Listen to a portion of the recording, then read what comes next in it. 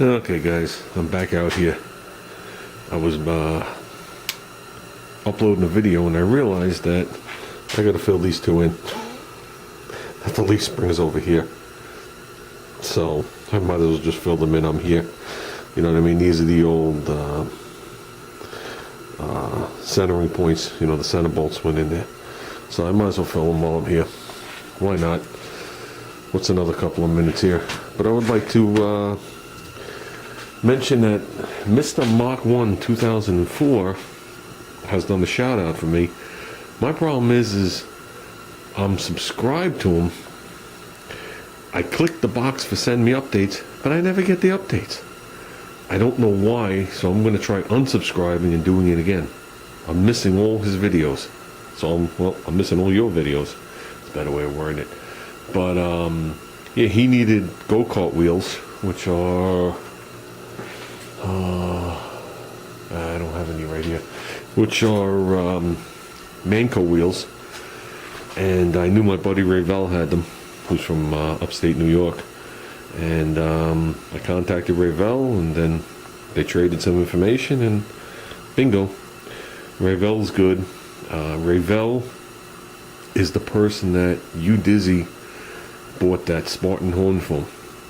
So you Dizzy has met him. My son obviously has met him and knows him. I think that's about it. But yeah, Rayvel always hooks me up with mini bike parts. The last batch I brought home, that chrome tank for the twin engine 2-cycle go-kart I got from Rayvel. Those 4 slicks that go on my son's go-kart I got from Rayvel. One of these methanol engines I've gotten from Rayvel. Some of these gas tanks. This thin gas tank I know I got from Rayvel. I always seem to get good stuff from him when I see him at the shows. He always takes care of me, and obviously he took care of you. So that's a good thing. I'm glad to see stuff like that happens. You know, it doesn't pay to hoard the stuff and nobody else get to use it, you know what I mean, or rob people on the prices. So I know those wheels get very costly quick. I don't know why, but they're very expensive wheels. And the reason I say I don't know why is because you can't use them for racing. They explode.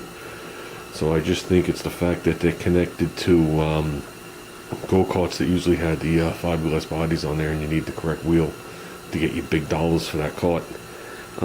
So with that, I'm going to fill these in right here. Okay, I should fill in the other one while I'm here. I probably will.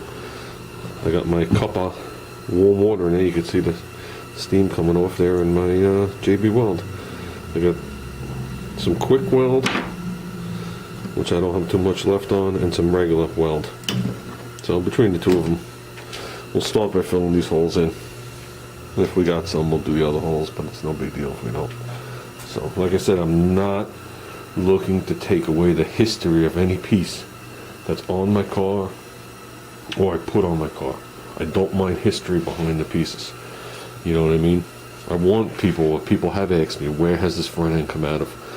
Because a lot of people will use the the half-ton Ford vans, and then they got to cut them, take 6 inches out of them, jig them up, and weld them.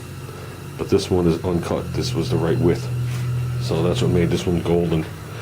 And the fact that it was pretty much free, because I paid $100 for this thing complete, with the tires on it, the brakes, everything, springs, pieces of frame rail, and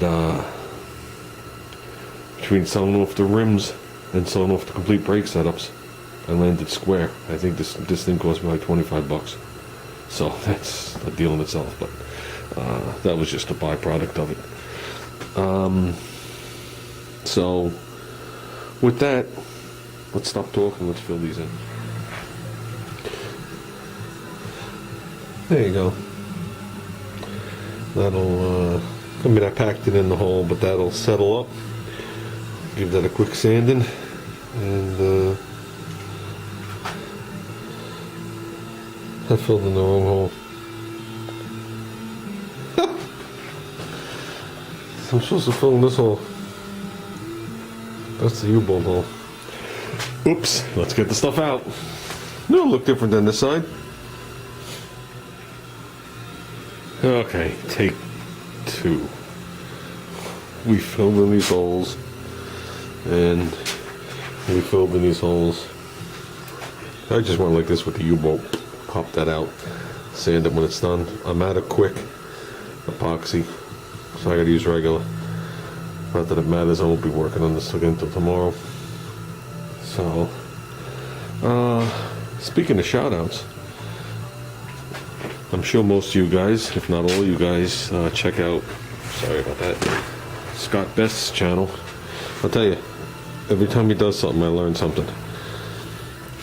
I've seen people use wood as like a buck to shape metal, shape aluminum.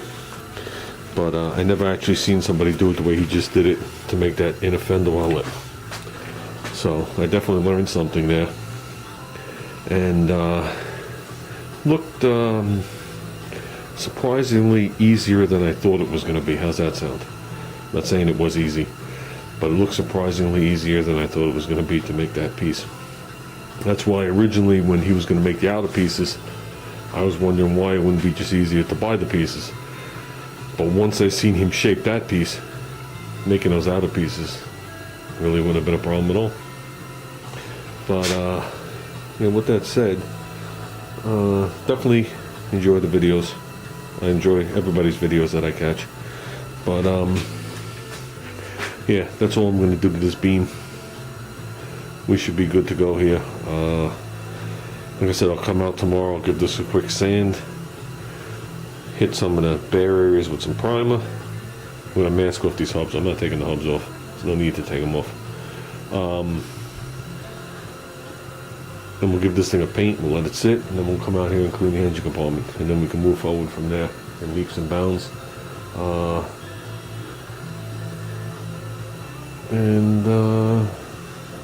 guess that's about it, guys. I made a bunch of video today, but I'm not posting most of it. So that's it, guys. Everybody have a good night. I'm going to make sure this thing is propped up good, so it'll stay here for the night without doing a big cartwheel. And let's call it a night.